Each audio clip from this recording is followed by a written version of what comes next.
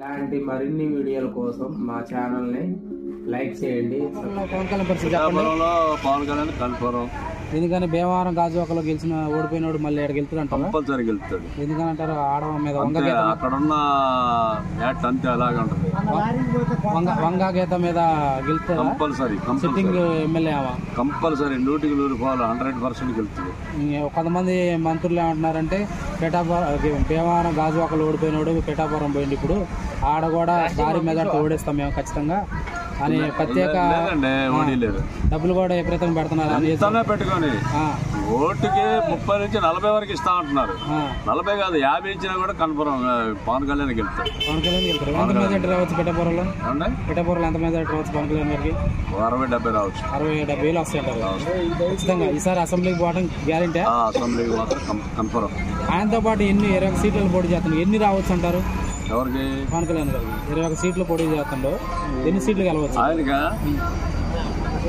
ఆయనకి వస్తాయండి 10-15 దాకా రావచ్చు, 15-16 దాకా రావచ్చు. జగన్ గారు పిఠాపురం మీద ప్రత్యేక శ్రద్ధ పెట్టిండు.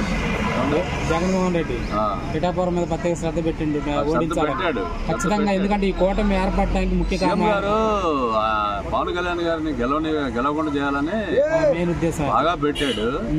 అయినా సరే కంపల్సరీ ఈసారి అక్కడ పవన్ కళ్యాణ్ వస్తాడు. పవన్ కళ్యాణ్ గెలుచుకుంటారు కంపల్సరీ. ఇప్పుడు వీళ్ళిద్దరు సపోర్ట్కి బీజేపీ టీడీపీ గెలవడానికి పవన్ కళ్యాణ్ కారణం అంటారా? వీళ్ళిద్దరికి సపోర్టింగ్ పవన్ కళ్యాణ్. పవన్ కళ్యాణ్ లేకపోతే వాళ్ళు లేరు. లేరు. పవన్ కళ్యాణ్ ప్రాణం పోసింది కూడా పవన్ కళ్యాణ్. టీడీపీకి అచ్చంగా ప్రాణం పోసిందే పవన్ కళ్యాణ్.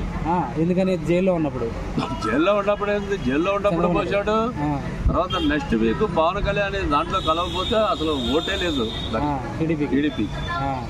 మా మూలంగా పవన్ కళ్యాణ్ మూలంగా కన్ఫర్మ్ గా ఓట్లు పడ్డాయి. కూటమి ఏర్పడడానికి కూడా ముఖ్య కారణం టీడీపీకి.